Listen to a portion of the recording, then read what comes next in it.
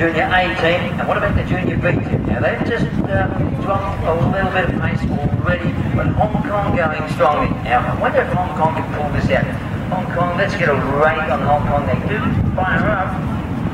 Hong Kong. Oh, 68. No, they'll need to rate a bit quicker than that, I would think, with their technique. What we can see is that the US Junior A team is doing very nicely, but they're not a match for Trinidad and Tobago. Yeah, man. Pace up today. Yeah, man. Going there, fantastic the way they've improved. It's great to see, isn't it? Now, Trinidad and Tobago, I feel, have got the firepower to really knock off the US. And now as we come down to the halfway mark, Trinidad and Tobago first.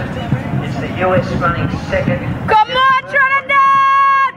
No, we've not yet. Third place to the US Junior B team, and Hong Kong just sitting forward, but close enough to challenge as they get closer to the line. So there's still places up for grabs here as they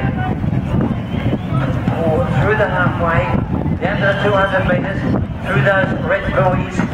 Now with 200 metres to travel, it tightens up a bit as the US A team brings it a little closer to Trinidad and Tobago.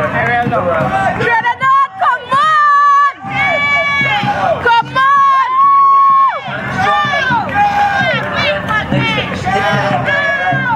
But now the US comes on.